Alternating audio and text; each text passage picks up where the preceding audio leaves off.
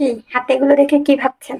ঝটপট করে তাড়াতাড়ি কত সহজে আমি মুছে মুছে আলু ভাজি করব। চলেন মূল রেসিপি দেখাই। আলু নিছি 2টা না, আর একটা আছে 3টা। এখন এগুলোকে ছিলতে হবে, ঠিক আছে?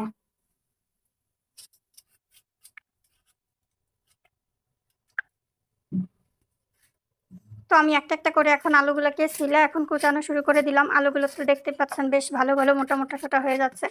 আমি নিজেও মোটা, আলুও মোটা হয়ে যাচ্ছে কাটা। যাই হোক, একটু দুষ্টুমি করে কথাটা বললাম।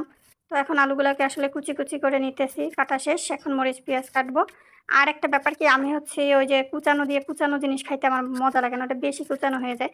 একটু মোটা সোটা করে না দিলে তরকারিগুলো আমার দেখতে ভালো লাগে না, খাইতে ভালো লাগে না। যাই হোক, এটা যার যার নিজস্ব ব্যাপার। তো এই যে আমার পেঁয়াজ মরিচগুলো কাটা, মানে মরিচ কাটা শেষ। আমি একটু রসুনগুলোকে কেটে নিতেছি।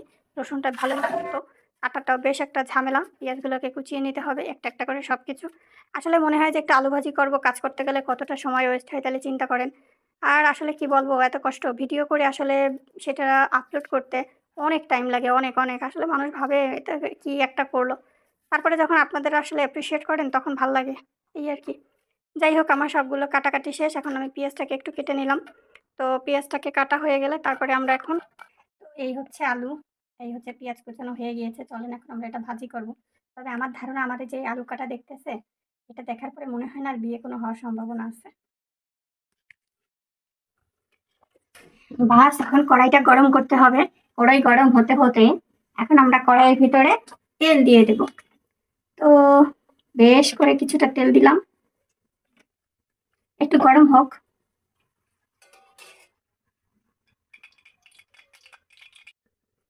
কড়াইয়ের তেল গরম হয়ে গেছে, আমরা এখন পেঁয়াজ মরিচ আর রসুন কুচিটাকে দিয়ে দিচ্ছি। এটাকে একটু নাড়াচাড়া দিতে হবে সুন্দর করে।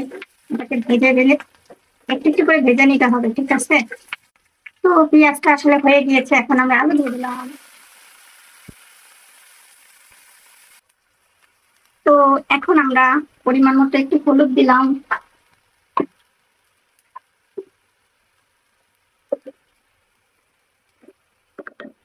একটু লবণ দিলাম,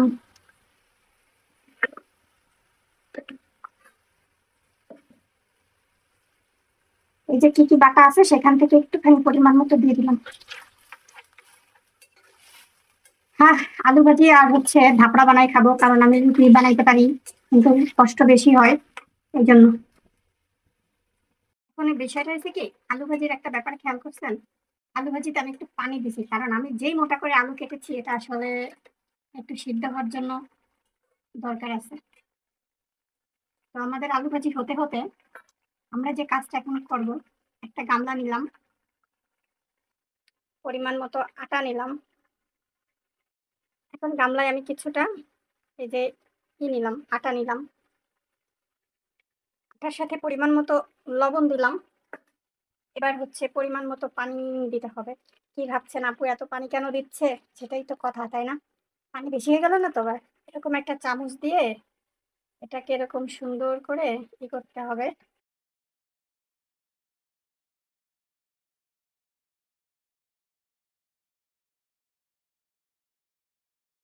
ফাইনালি আমার এই যে ভাজিটা খুব সুন্দর হয়ে গিয়েছে।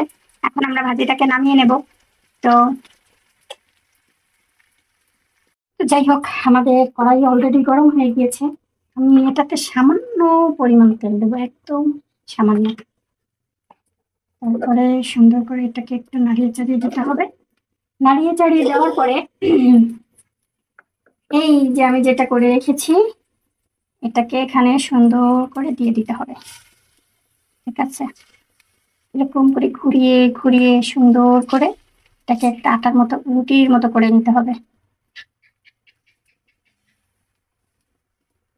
প্রথমটা একটু সুন্দর নাও হতে পারে, এইভাবে দেখেন কত সুন্দর রুটির মতো হয়ে গেছে, ঠিক আছে? যারা রুটি বেলতে পছন্দ করেন না, তো তারা এইভাবে বানিয়ে খেতে পারেন। ভাববেন না লেগে যাবে, লেগে যাবে না কিন্তু, দেখছেন খুব সুন্দর হয়েছে। এখন এটাকে দিয়ে দিতে হবে। তোমার একটা হয়ে গেছে, এখন আমি আরেকটা বানাই নিলাম। এভাবেই একটার পর একটা করে সব বানিয়ে নিতে হবে। কত সুন্দর একেবারে রুটির মতো হয়ে গিয়েছে দেখেন। দেখেন এটা কত সুন্দর হয়ে গিয়েছে। বাস এখন এটাকে আমি যে তুলে নিলাম। এটার উপরে এখন আমার রান্না করা আলু ভাজি দিলাম। এখন সকালের নাস্তা রেডি। কত সুন্দর করে একেবারে দেখেন কি সুন্দর হয়ে যাচ্ছে। এই ছিল আমার সকালের নাস্তা। এইভাবেই বানিয়ে নিলাম সুন্দর করে। আপনাদের কার কার ভালো লাগলো আমার নাস্তা বানানোর পদ্ধতিটা অবশ্যই জানাবেন। কার কার ভালো লাগলো আমার নাস্তা বানানোটা অবশ্যই কমেন্ট করে জানাবেন। আর